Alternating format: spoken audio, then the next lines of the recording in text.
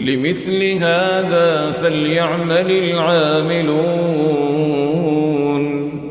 لمثل هذا فليعمل العاملون.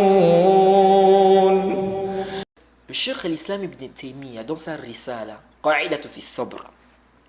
Le Cheikh l'Islam Ibn Taymiyyah a une petite risala, un petit livre, Qa'idatu fi sabr, c'est-à-dire la règle concernant la patience.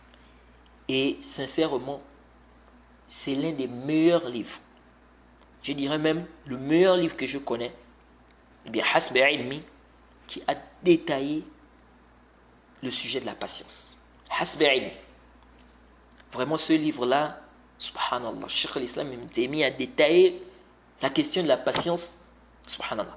C'est pourquoi ici nous allons, ici je vais vous ramener plein de trucs que le Cheikh l'Islam Ibn Taymiyyah a eu à dire dans cette risala. Je vais vous, en fait, faire un résumé, on va dire. Alors dans cette risala, et vraiment je conseille vraiment les gens de lire cette risala. Et le Cheikh Abdul Bukhari, hafizahullah, je pense qu'il a fait 2 cours, c'est dans son site, sur cette risala-là. Alors, il dit là-bas dans ce livre-là, que cette patience-là, donc fait de patienter face à ce qui t'arrive, donc au malheur qui peut t'arriver, donc patienter face au destin-là. Il dit ici, ça se divise en 2. Il y a ceux dont tu n'as aucun choix dedans, ni volonté, comme la maladie. La maladie. Il dit ça, il est facile ici de patienter dans ce cas-là. Quand tu as dit c'est le destin d'Allah.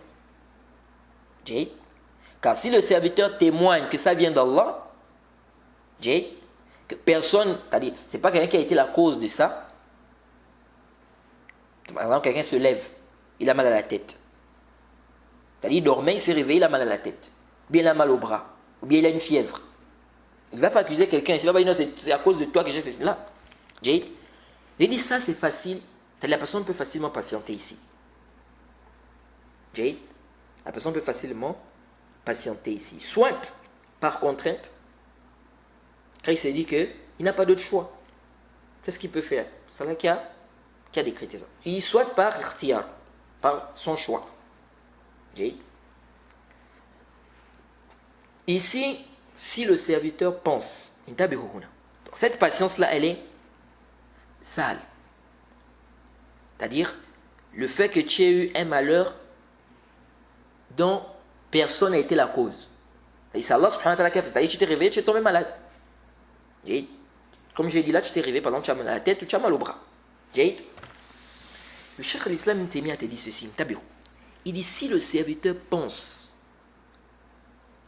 au fait que ce malheur-là, c'est-à-dire il pense à ça, que ce malheur que j'ai eu là, cette maladie, ou bien le mal de bras, ou bien le mal des yeux, ceci, cela, s'il pense ici que c'est une expiation de ses péchés, et qu'il va tirer profit de cette maladie parce que ça va être une expiation de ses péchés, qu'est-ce que le Cheikh Ibn Taymiyyah a dit? Il dit, s'il pense à tout ça, ça peut le conduire à un autre degré de la patience. C'est-à-dire, ça va le conduire, ou c'est même pas un autre degré, mais ça va le conduire à ce qui est plus que la patience. Vous savez que le prophète Mohammed a dit quoi? Que ce qui arrive aux musulmans comme malheur, etc., même l'aiguille qui te pique, c'est une expiation de tes péchés. Et le hadith est dans le sahih. Donc, la personne qui a ce malheur-là, je me réveille, j'ai mal à la tête. Vraiment, la tête me fait mal. Ou je me réveille, j'ai mal au bras. Ou bien j'ai des oreillons. Ou bien j'ai mal au ventre, etc. Ici, le Cheikh l'Islam Ibn Taymiyyah a dit, si le serviteur pense au bienfait, c'est-à-dire, il pense au hadith du prophète qui parle de, il n'y a pas un malheur qui arrive aux musulmans, etc. Même la tristesse. Le prophète a dit, même la tristesse dans le hadith, c'est-à-dire, même le fait d'être triste, c'est une expiation de tes péchés. Donc, si le serviteur pense à tout ça, que ça va être une expiation de ses péchés, qu'est-ce que le Cheikh l'Islam Ibn Taymiyyah a dit? Il dit, s'il pense à tout ça, ça ne va pas seulement ça ne va pas seulement le pousser à patienter. Là, Mais ça va le pousser à faire quoi? À remercier Allah pour ce malheur ou cette maladie. Et donc il va arriver à quel degré? Il va arriver à ce qu'on appelle ar-rida. Il va arriver au degré du rida, de la satisfaction. Il va arriver à, vraiment, la risala du Cheikh al-Islam Taymiyyah là, sur le sabr, c'est une risala, subhanallah. Il te dit ici, quand tu penses au bienfait, c'est-à-dire au fait que ce malheur-là, c'est une expiation de tes péchés, tu vas faire quoi? Ça va te pousser à remercier Allah. Pourquoi? Parce que la maladie là va faire quoi? Va être une cause d'expiation de tes péchés. Et donc, qu'est-ce qui va se passer si tu vas même remercier Allah pour ça? Et là, tu vas atteindre le degré de quoi? De rida, la satisfaction. Donc, tu vas être satisfait de cette maladie.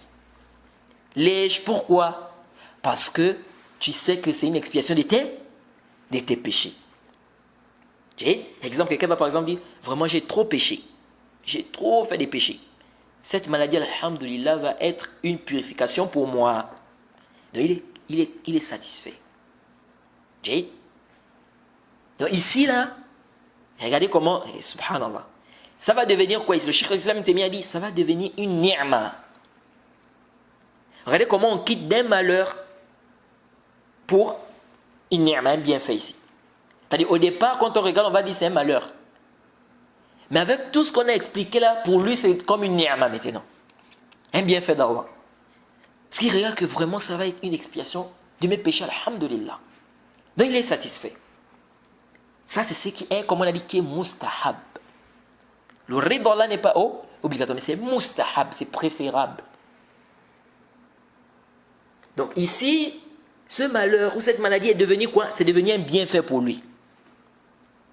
Et c'est ça l'importance d'apprendre la croyance, le tawhid, l'i'tiqad. C'est ça l'importance.